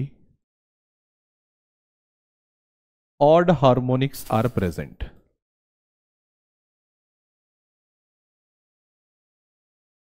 है ना. कौन सी हार्मोनिक प्रेजेंट है? Only odd harmonics are present. है ना. यहां पे देख सकते हो n 3n 5n is the odd harmonics present. Now what is the overtone? The frequency greater than the fundamental frequency which is actual present in the vibration is called as what? Overtone. Overtone का concept आपको और सामने बहुत अच्छे से clear होगा. थोड़ा सा दिल थामे बैठिए, ठीक है. मैं यहां पे लिख दूं, है ना. यहां पे एक, मैं यहां पे लिख दूं एक नोट यहां पे, इट मे और मे नॉट प्रेजेंट. है ना. इट मे और may not present in actual vibration. है ना. एक्चुअल वाइब्रेशन में प्रेजेंट हो भी सकती है या प्रेजेंट नहीं भी हो सकती है. जैसा 2n 4n प्रेजेंट नहीं थी, लेकिन 1n 3n 5n प्रेजेंट थी. ठीक है. ओवरटोन्स में यहां पे लिख दूं, द फ्रीक्वेंसी, है ना, the frequency greater than, okay, fundamental frequency, the frequency greater than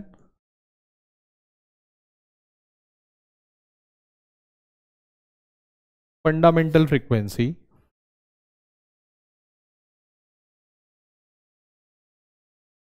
and actually present in the vibration and actually present in the vibration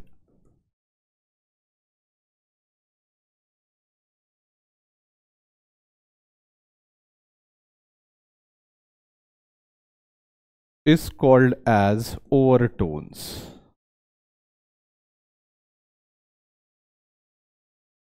ठीक है. तो फ्रीक्वेंसी का फॉर्मूला आपको क्लियर है.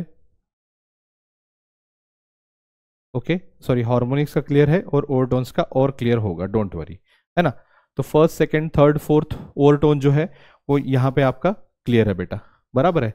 ओवरटोन्स का फॉर्मूला मैं यहाँ पे लिख दूँ, this is 1 and this is overtones, है ना। तो जो भी मेरा pth ओवरटोन होगा मैं यहाँ पे लिख दूँ, pth ओवरटोन जो भी मेरा होगा that will be what 2p plus 1, 2p plus 1 into N.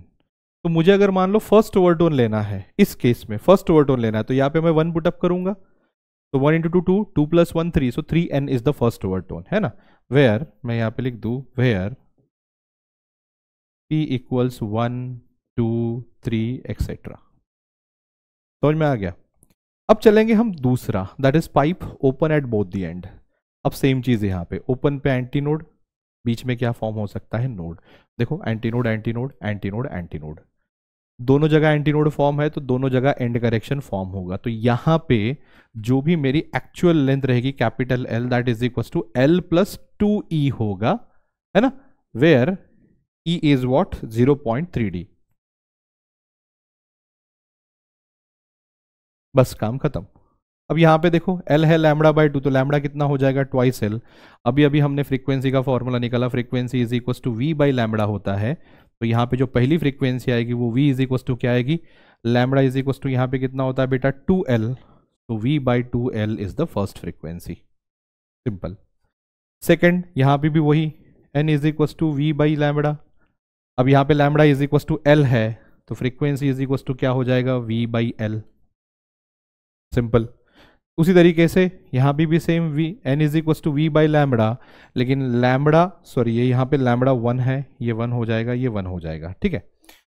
अब ये second frequency is equal to v by lambda 2, तो लैम्बडा 2 इज इक्वल टू क्या आ जाएगा ट्वाइस L बाई 3, है ना। तो इसको अगर मैं पुटअप करूंगा तो n2 इज इक्वल टू आ जाता है थ्राइस लैम्बडा बाई 2L, है ना। तो चलो लिख देते हैं फ्रीक्वेंसी अभी के जैसा। पहला frequency v n is equal to v by कितना है ट्वाइस L, दूसरा फ्रीक्वेंसी v बाई L, तीसरा frequency thrice v by L, thrice v by 2L। अगर मैं इसको n पकड़ता हूं, यानी v बाई ट्वाइस L को n पकड़ता हूं, तो ये हो जाएगा तुम्हारा क्या ट्वाइस n, और ये हो जाएगा तुम्हारा थ्राइस n। तो आप यहाँ पे देख सकते हो पहला हार्मोनिक भी है, दिस इज फंडामेंटल फ्रीक्वेंसी और फर्स्ट हार्मोनिक, दूसरा हार्मोनिक भी प्रेजेंट है, तीसरा हार्मोनिक भी प्रेजेंट है, hence all harmonics are present. मैं यहाँ पे लिख दूं ऑल हार्मोनिक्स आर प्रेजेंट। समझ में आ गया। तो जो भी मेरा pth ओवरटोन होगा वो इज इक्वल टू क्या होगा p इंटू n, है ना। Where p is equal to कितना आएगा, सॉरी p प्लस 1 इंटू है ना, p प्लस 1 इंटू n, बराबर है। तो first where p is equal to क्या आ जाएगा 1 2 3 लाइक दैट। तो फर्स्ट ओवरटोन कितना आएगा, यहाँ पे 1 पुटअप करोगे, 1 प्लस 1 2 यानी 2n, so this is your first overtone, this is your second overtone, बराबर है। तो दिस यू शुड नो, है ना, this is what your first overtone, मैं OT लिख देता हूं, this is what your second overtone, है ना। बाकी हार्मोनिक्स तो आपको क्लियर है, ठीक है। मैं यहाँ पे लिख दूं this is what first overtone, this is what second overtone, बस। I hope harmonics and this is clear, बराबर। अभी एंड करेक्शन के कुछ फॉर्मूलेज है वो आप ध्यान में ले सकते हो। Pipe open at both and के लिए ये डेरिवेशन उतना काम का है नहीं, बट ठीक है आप देख सकते हो। फ्रीक्वेंसी जो है सॉरी वेलोसिटी जो ट्वाइस n1 l1 होती है that is equal to twice n2 l2 होती है। इसको आप इक्वेट करो, ये फ्रीक्वेंसी का फॉर्मूला आप ध्यान में रखना, कभी कभी इसके ऊपर क्वेश्चन आता है CET में, है ना। और for pipe close at one and के लिए ये फॉर्मूला आता है। बाकी डेरिवेशन तो सिंपल है, कुछ है नहीं इसमें एज सच, ठीक है। कुछ ना करो, बस ये फॉर्मूले ध्यान में रखोगे तो भी चलेगा। अभी vibration produce in a string, अभी जैसा हमने पाइप में देखा वैसा हमको स्ट्रिंग में देखना है। तो स्ट्रिंग में क्या होता है, अगर हमने ऐसी स्ट्रिंग ली कि जो दो एंड पे फिक्स्ड है, तो फिक्स्ड एंड पे क्या फॉर्म होगा नोड, और जो बीच वाला है उसमें क्या फॉर्म होगा, एंटी नोड। अब यहां पे एक बात ध्यान में रखना कि फॉर मैं यहां पे लिख देता हूं फॉर स्ट्रिंग, है ना, जो भी वेलोसिटी का फॉर्मूला होता है v is equal to under root of T by M होता है ना, where T is what, tension in the string,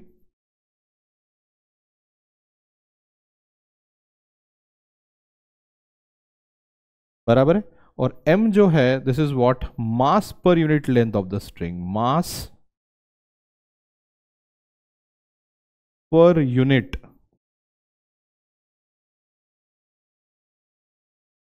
length of string.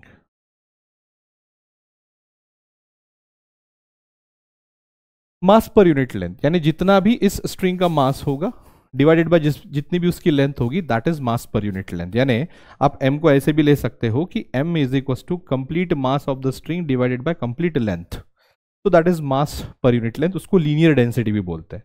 तो ये v का फॉर्मूला होता है, बराबर, ये बात आप ध्यान में रखना।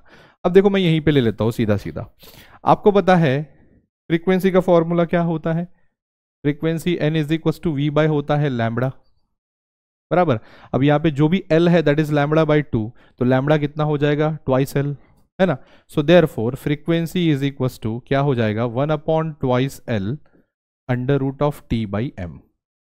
ये under root of T by m कहाँ से आया, वेलोसिटी, लैम्बडा क्या है, ट्वाइस L, बस काम खत्म।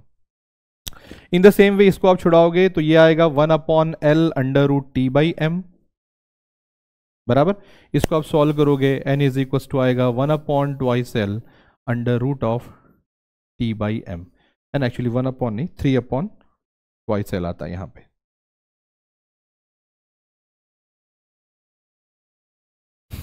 समझ में आ गया। तो अब देखो यहां की फ्रीक्वेंसी देखो, पहली फ्रीक्वेंसी क्या है, 1 upon twice L under root of T by M, n1 क्या लू, 1 upon L under root T by M, तो इसको मैं ट्वाइस n कर सकता हूं, इसको 2 से मल्टीप्लाई करो ये मिलेगा, इसको 3 से मल्टीप्लाई करो तो आपको मिलेगा n2, so that is 3 by twice L under root of t by m, so that is equal to thrice n। तो देखो n है, 2n है, 3n है, hence all harmonics are present, बराबर, all harmonics okay are present.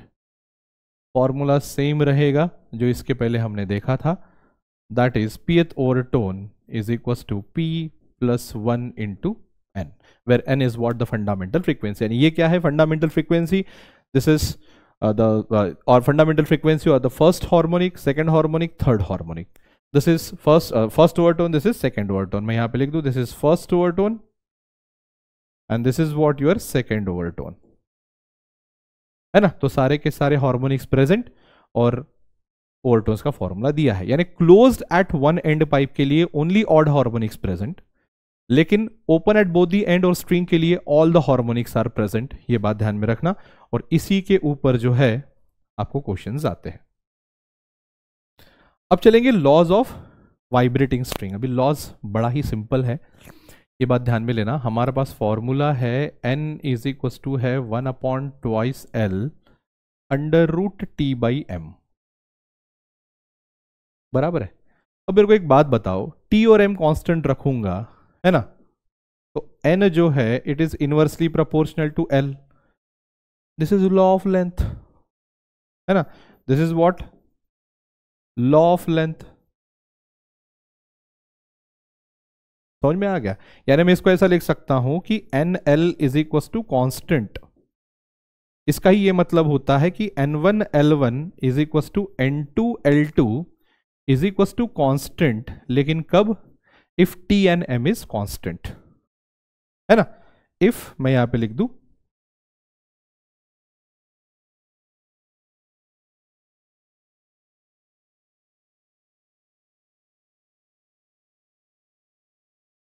आई बात ध्यान में, same उसी तरीके से ये हो गया लॉ ऑफ लेंथ। अभी मैं बताऊंगा आपको law of tension, So n is directly proportional to root of t if L and m is constant.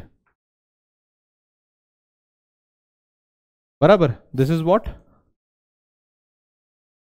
Law of tension.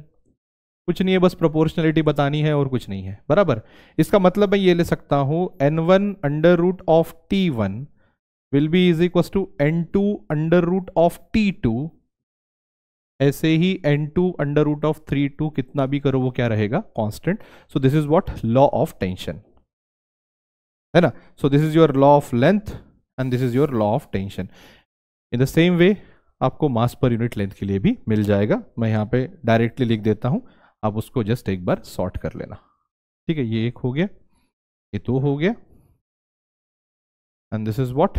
n is inversely proportional to root of m होता है ना. If t and l is constant. बराबर. इसको आप ऐसा लिख सकते हो n1 under root of m1 is equal to n2 under root of m2 is equal to constant. अब सोनोमीटर. सोनोमीटर क्या है बेटा? ये एक ऐसा डिवाइस है, एक ऐसा इंस्ट्रूमेंट है जो हमने अभी laws of length, laws of tension, ये सारी चीजें देखे, उसको वो क्या करता है? वैलिडेट करता है ना. वैलिडेट करता है ने क्या? आप यहाँ पे देख सकते हो, ये एक हॉलो साउंड बॉक्स है जिसके ऊपर दो ब्रिजेस रखे गए हैं और एक जो स्ट्रिंग है वो ब्रिजेस के ऊपर से पास करी गई है, पुली के थ्रू एक हैंगर को लटका दी गई है. बराबर है. हैंगर में हम वेट डाल सकते हैं यानी टेंशन को चेंज कर सकते हैं.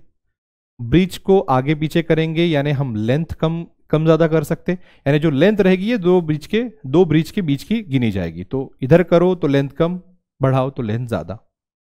और अलग अलग स्ट्रिंग लेंगे तो अलग अलग मास पर यूनिट लेंथ मिलेंगे. तो ऐसा प्रैक्टिकल किया जाता है कि क्या करते हैं, जैसे लॉ ऑफ लेंथ है तो सबसे पहले टेंशन है ना, और एक स्ट्रिंग फिक्स कर लेते हैं यानी mass per unit length fix, tension fix. फिर क्या करते हैं, ब्रिज को कम ज्यादा कर सकते हैं जिसके वजह से लेंथ अल्टर होगी. इस जो वायर है उसके ऊपर एक ऐसा छोटा सा क्या बोलेंगे कागज रख दिया जाता है जो वायर हिलने से क्या होगा बेटा?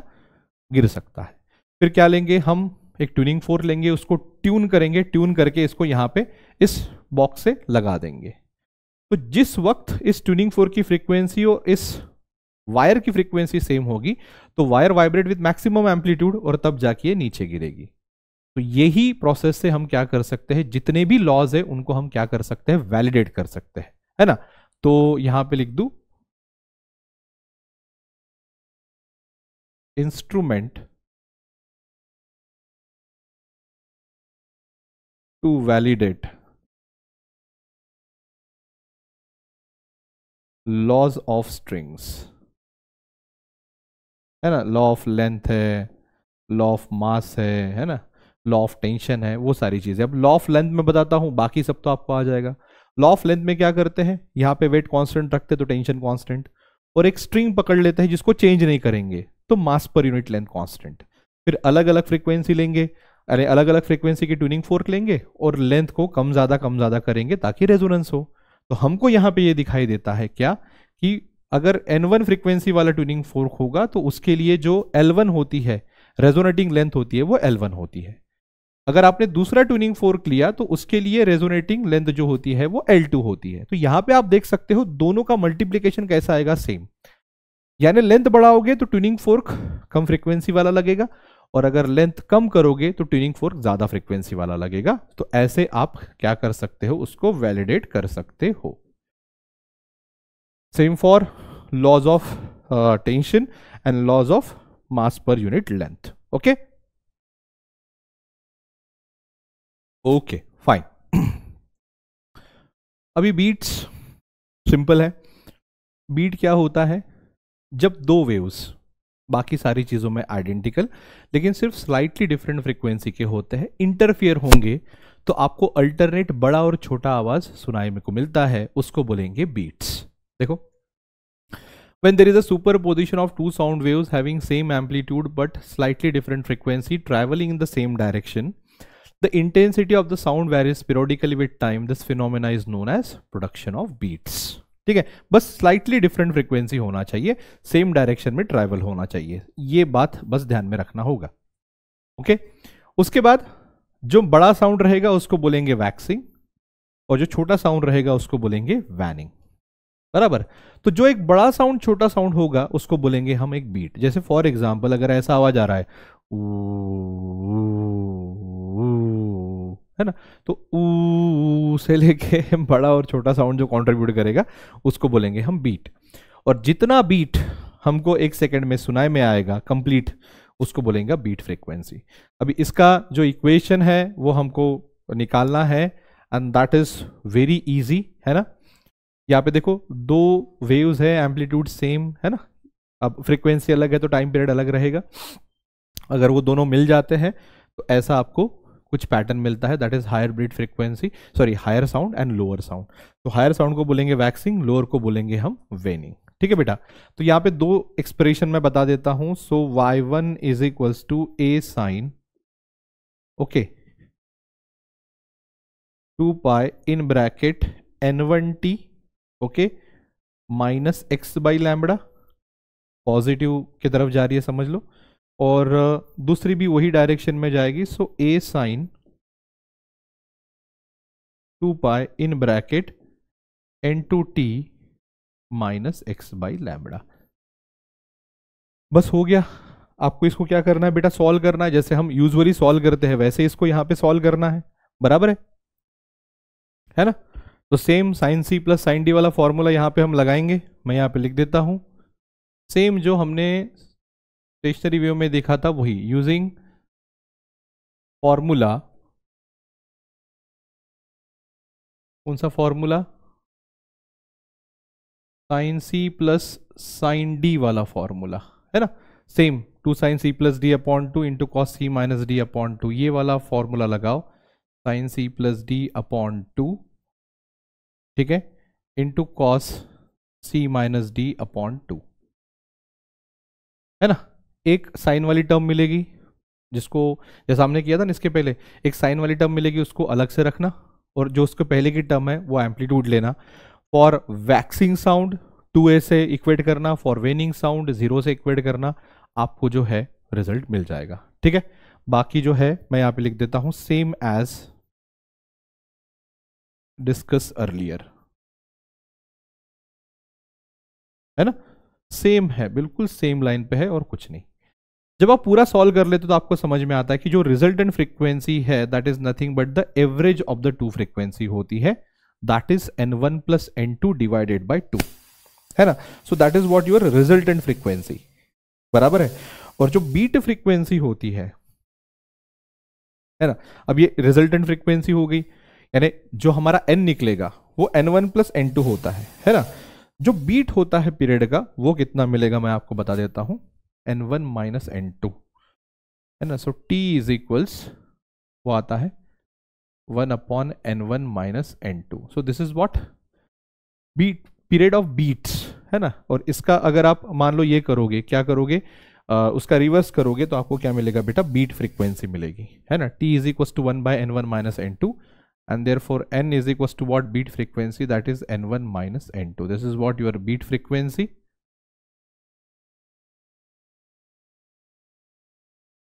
यानी दोनों का डिफरेंस होगा। ये अलग है, हाँ, ये कहाँ का है बेटा, ये जो आपको रिजल्टेंट वेव मिलता है उसकी बात कर रहा हूं मैं, और ये जो है, ये जो बीट फ्रीक्वेंसी मिलती है वैक्सिंग वेरिंग साउंड, उसकी बात कर रहा हूं मैं, राइट। एप्लीकेशन में बीट्स के अलग अलग एप्लीकेशन है, जैसे फॉर एग्जांपल सबसे पहला म्यूजिकल इंस्ट्रूमेंट, याद करो कौन से भी आप ऐसे प्रोग्राम में जाते हो जहाँ पे इंस्ट्रूमेंट बज रहे हो तो सब लोग पहले ना एक दूसरे के साथ ऐसे तालमेल मिलाते हैं, तो एक्चुअली वो फ्रीक्वेंसी मिलाते हैं, है ना। म्यूजिकल इंस्ट्रूमेंट, क्यों, क्योंकि कहीं गलती से बीट्स ना सुनाई में आ जाए, है ना। अगर मान लो दो गिटार है ना, दो गिटार अगर एक दूसरे के साथ फ्रीक्वेंसी नहीं बनाए, स्लाइटली डिफरेंट फ्रीक्वेंसी रही, तो कुछ तो भी तीसरे आवाज आपको सुनाई में आएगा, है ना। तो इसलिए वो एक चीज होती है। दूसरी होती है रडार, है ना, कि एरोप्लेन की अगर स्पीड अगर जाननी है तो उसके लिए यूज होता है। एक वेव उसके ऊपर स्ट्राइक करेंगे, वहां से वेव वापस आएगी, जाने आने वाली में जितना फ्रीक्वेंसी डिफरेंस रहेगा उतना बीट सुनाई में आएगा, है ना। और अननोन फ्रीक्वेंसी निकालने के लिए भी क्या किया जाता है, बीट्स का यूज किया जाता है। ठीक है। कैरेक्टरिस्टिक्स ऑफ साउंड, अब साउंड है तो अलग अलग कैरेक्टरिस्टिक्स रहेगा, राउडनेस, पिच रहेगा, है ना, ये सारी चीजें जो है वो साउंडनेट की कैरेक्टरिस्टिक्स है। एक्चुअली 11th में ऑलरेडी हो गया है ना, लाउडनेस, है ना, उसके बाद आती है पिच, बराबर, देखो सामने दिया होगा, है ना, क्वालिटी और टिम्बर भी होता है इसके साथ साथ।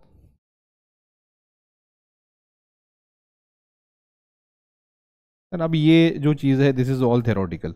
अब लाउडनेस यानी क्या, कि कितना ज्यादा आपका आवाज है, जैसे मैं बोल रहा हूँ हेलो, फिर मैं आवाज बोलूंगा हेलो, तो ये जो बड़ा कम है that is what your loudness. देखो loudness is different at different frequencies even for the same intensity. For measuring loudness, है ना, यूनिट फॉन इज यूज्ड।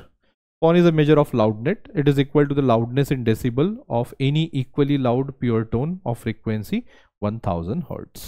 ठीक है, बस इतना ध्यान में रखना। Pitch all depend on the frequency. Shrillness जो होता है, जैसे लड़कियों का आवाज हमसे मराठीत क्या मतलब बारीक असते, है ना, तो दैट इज पिच, बराबर है, पिच ज्यादा है।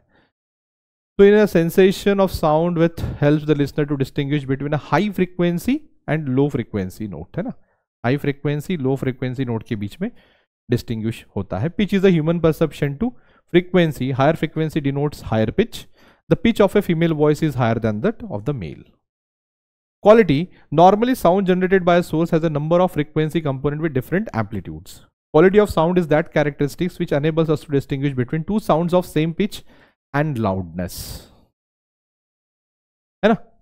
We can recognize the voice of a person or an instrument due to its quality of a sound. Quality depends on number of overtones present in the sound. कितना overtones present है उसके ऊपर depend होता है। याद करो कभी कभी क्या होता है, जब हमारा नेटवर्क जाता है तो साउंड बराबर नहीं आता है, बोल वो वही रहा है, आवाज भी वही है, लेकिन आवाज में क्लैरिटी नहीं होता। कुछ दिन पहले देखो मेरा माइक खराब हो गया था तो आपको आवाज बराबर नहीं आ रही थी, आज क्लियर आ रही है। So that is quality. Quality पापा जी, क्वालिटी। उसके बाद म्यूजिकल इंस्ट्रूमेंट अलग अलग टाइप के हैं। स्ट्रिंग यानी जहां पे स्ट्रिंग होती है, जहां पे हम फूक से बजाते हैं, माउथ से बजाते हैं, विंड इंस्ट्रूमेंट, और जहां पे ऐसी मेम्ब्रेन होती है, तबला वबला, दैट इज परक्यूशन, बराबर। तो यहाँ पे आप देख सकते हो कि जो भी स्ट्रिंग इंस्ट्रूमेंट है उसको अलग अलग वे में डिवाइड कर सकते हैं, जिसको हम प्लग करेंगे, जिसको हम ब्लो करेंगे, जिसको हम स्टक करेंगे। एग्जाम्पल आपके सामने है। उसके बाद विंड इंस्ट्रूमेंट में फ्री टाइप दिया गया है, एज टाइप दिया गया है और रीड पाइप्स दिया गया है। फ्री विंड में आप देख सकते हो जैसे माउथ ऑर्गन है वो है, एज टाइप में आप देख सकते हो जैसी फ्लूट होती है, और रीड पाइप्स में सैक्सोफोन, क्लैरिनेट, ये सारी चीजें। इसके अलावा परक्यूशन जहां पे भी हम क्या करेंगे, मेम्ब्रेन को जैसे तबला वगैरह हो गया वो बजा दे, उसको बोलेंगे हम परक्यूशन इंस्ट्रूमेंट। ठीक है, तो ये थोड़ा सा देख लेना, that is all right and all good, fine, okay. So when an air column in a pipe closed at one end vibrates such that 3 nodes are formed in it, the frequency of its vibration is times the fundamental frequency। पहला question है कि एक air column है, closed at one end है ना, और ये vibrate हो रहा है such that 3 nodes are formed. कितने नोड फॉर्म हो रहे हैं बेटा, 3 नोड्स। तो चलो मैं यहाँ पे एक ये बना देता हूँ ऐसा, है ना, हाँ 3 नोड बना दो। तो ये एक नोड हो गया, ये दूसरा नोड पकड़ लेता हूं, ये तीसरा नोड पकड़ लेता हूं। तो आप यहां पे देख सकते हो कि कुछ ऐसी वेव बननी चाहिए। फिर अगर 3 नोड है तो ऐसी वेव बनना चाहिए, क्योंकि ओपन एंड पे तो एंटी नोड होता है, क्लोज्ड एंड पे तो नोड होता है।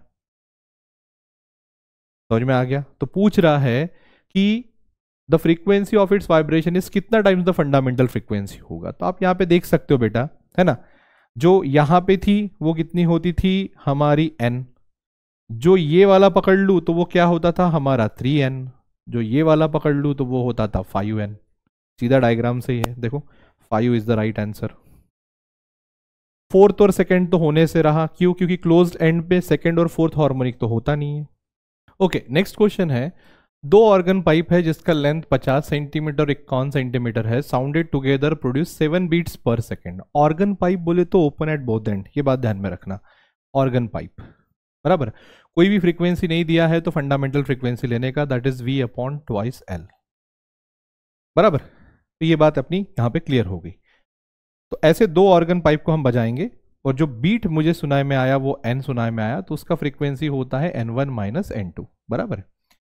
तो एन का क्या होता है वैल्यू, तो n इज इक्वल टू ये हो जाएगा v upon twice L1 minus v upon twice L2। v by two यहां से कॉमन निकालेंगे, n is equal to v by two common निकालेंगे, तो in bracket 1 by L1 minus 1 by L2 यहां पे होता है। ठीक है, ये हो गई बात। अब n कितना दिया है, मैं मल्टीप्लाई बाय 2 कर लेता हूं, so that is 7 is equal to v by two in bracket 1 by 50 minus 1 by 51। देखो यहां पे सेंटीमीटर में लेंथ दिया है और ऑप्शन जो है वो मीटर पर सेकंड में दिया है, तो ये थोड़ा सा ध्यान में रखना। अब ये हो जाएगा, v मुझे निकालना है, तो चलो मैं पहले ऐसे ही कर लेता हूं। So 14 is equal to v in bracket ये 51 माइनस 50 हो जाएगा 1 इंटू वॉट 50 इंटू 51। तो therefore v is equal to चलेगा 14 इंटू 50 इंटू 51। इसको सॉल्व करो, ठीक है। पहले मैं 14 पंचे 70, 700 इंटू 51 करूंगे तो दैट इज इक्वल टू 0 0 7 1 7 आती 7 5 35। तर हे झालं सेंटीमीटर पर सेकंड है ना, 357 सेंटीमीटर पर सेकंड है ना। v इज इक्वल टू, तो therefore v is equal to कितना आएगा 357 मीटर पर सेकंड, क्योंकि डिवाइडेड बाय मुझे 100 करना पड़ेगा, सीधा आंसर मिल जाएगा 357 metre per second. Next, the tension in a piano wire is increased by 25%, the frequency becomes कितना time of the original. Law of tension, frequency is proportional to root of T, बराबर। तो n2 is equal to क्या मिलेगा, under root of T2 by T1 into N1, यानी जो मेरा original frequency है वो n पकड़ लो आप, बराबर है। So that is equal to T2 कितना किया, 25% बढ़ा दिया, यानी 125 से डिवाइडेड बाय मैं 100 कर सकता हूं, समझ रहे हो, इंटू वॉट n, बराबर। अब इसको सॉल्व करूंगा, ये मिलेगा 4, ये मिलेगा 5, है ना। Therefore n2 is equals √5 by 2n, ऐसा मुझे आंसर मिलेगा। अभी √5, देखो √4 का जो आंसर है वो मुझे कितना मिलता है 2, यानी 1 से थोड़ा सा ज्यादा रहेगा ऑब्वियसली। जहां तक मुझे समझ रहा है आंसर आना चाहिए 1.12, करके देखते हैं चलो। 1.12 इंटू 1.12, 4220211 00211 44521, कितना 2 2 4, 1.25 है ना। 1.12 इंटू 1.12 का मुझे कैलकुलेशन मिल रहा है 1.25।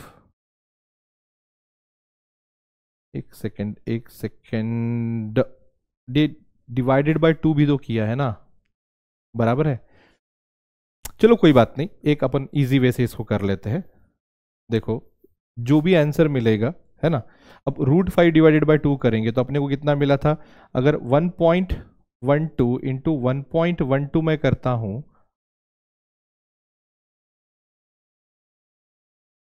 तो मुझे मिलता है 1.25। तो मैं ये वाला एक लेके भी डायरेक्टली कर सकता हूं। देखो आप एक ध्यान में लो, इसको छोड़ो है ना, इसको पकड़ो आप, हाँ ये हो गया n2 है ना। So under root of 125 divided by 100 into n। अब 125 डिवाइडेड बाय 100 यानी रूट ऑफ 1.25 हो जाता है ना n। अभी अभी हमने देखा 1.12 मल्टीप्लाई बाय 1.12 किया तो वो कितना मिला मुझे 1.25, यानी 1.25 का रूट मुझे क्या मिलेगा 1.12, तो answer is 1.12 times of n, है ना। So therefore n2 is equal to 1.12 times of n, that's it. Next, which of the following equation represents a wave travelling along the y axis. अब x axis में था तो हम x axis लेते, sorry y लेते थे, तो y अगर हो तो क्या लेंगे हम x, एक ही ऑप्शन दिख रहा है, x is equal to a sine ky, kx था माइनस ओमेगा टी, यानी a is the correct answer. A standing wave is produced on a string fixed at one end with other end free.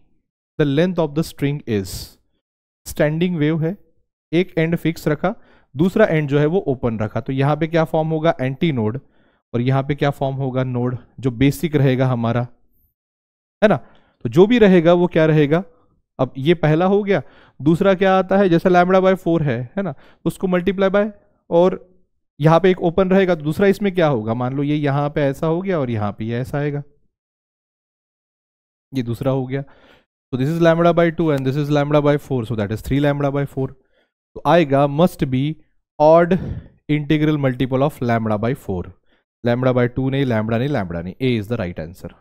ये कैसे किए sir, याद करो, pipe close at one end, देखो वहां पे सेम होता है, एक क्लोज एंड में नोड होता है, ओपन एंड में एंटी नोड होता है। नेक्स्ट क्या आया था, 3, नेक्स्ट क्या आया था, 5 मल्टीपल में आया था, same, that's it, that's all for today, ठीक है।